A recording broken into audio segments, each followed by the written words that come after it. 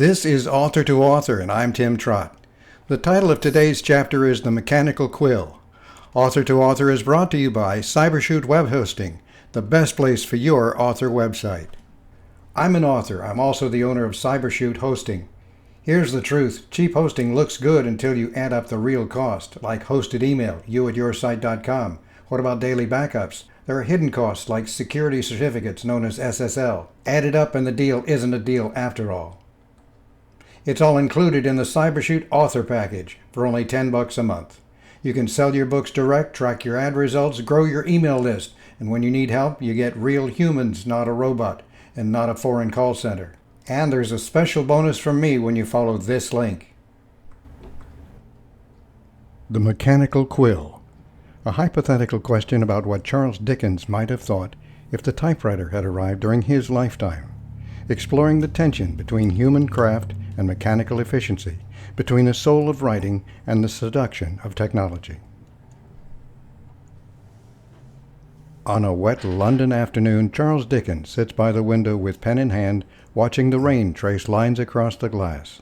His desk is orderly, in the way only a working writer's desk can be. Ink, blotter, stacked pages, the stubborn calm of a mind set to labor. Yet in his imagination a machine has begun to intrude, a clattering contraption of keys and levers, promising to do in an instant what a writer has always done by patience, pressure, and pain.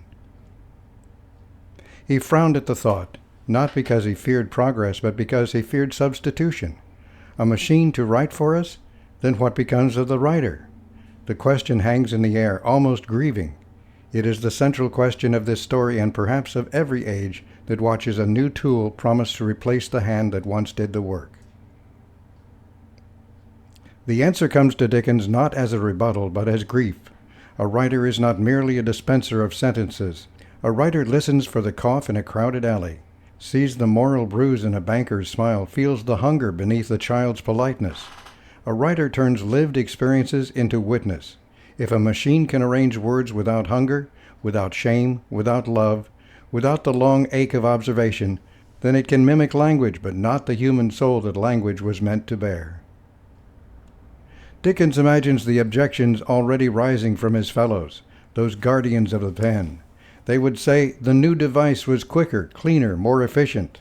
They would praise its neatness, its uniformity, its resistance to messy corrections, and perhaps the machine would indeed spare the hand. But Dickens hears, beneath such praise, a dangerous temptation to value output over authorship, speed over thought, convenience over craft. Dickens looks again at the page. The pen has not merely recorded his ideas, it has slowed him to its pace. It requires decision, it forces a sentence to earn its place. The machine, by contrast, seems to promise a flood without a source, a finished surface without the unseen labor beneath it. There is a deliberation in the act of writing by hand that is inseparable from the quality of what is written. And yet, because he was Dickens, he would not react with pure alarm. He would recognize the social drama in the invention itself.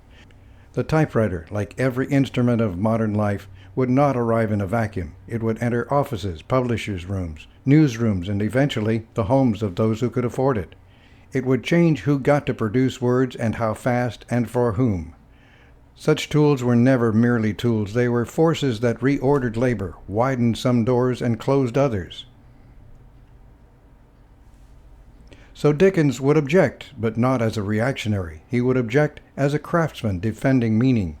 He would ask whether the machine served the writer or whether the writer had begun to serve the machine. He would ask whether readers wanted polished surfaces or true minds.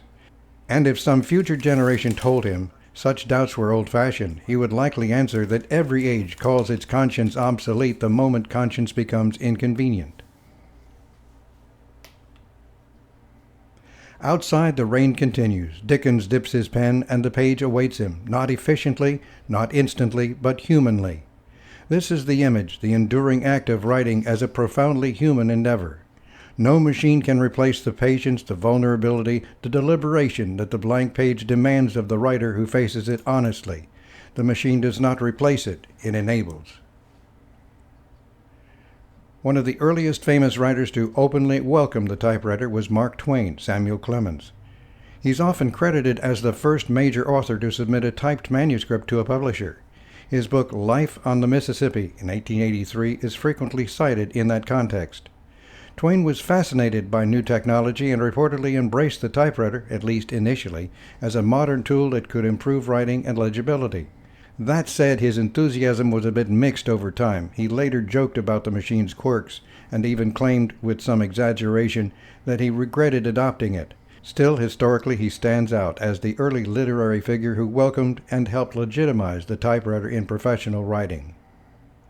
The themes explored here, craft versus convenience, the writer's soul versus mechanical efficiency, remain as relevant today as they would have been in the time of Charles Dickens or Mark Twain. Despite fears Dickens might have had, the typewriter did not replace the quill, it extended it, just as video did not replace the still camera, television did not replace movie or stage plays. The threat of technology tends to be exaggerated. AI is but a tool, of course, not to replace the writer, but to expand the writer's toolbox. However, there is always an unavoidable adjustment. This presentation was conceived and directed by a human, but written by Perplexity AI. And the presentation was generated by Copilot and then edited because Copilot rarely gets anything right the first time. The Mark Twain slide was generated by ChatGPT. The narration? Well, it's only human. Thank you for being here. Please share this video with your friends on social media. Be sure to click the like and subscribe buttons and click the bell so you'll know when to join us for the next chapter of Author to Author.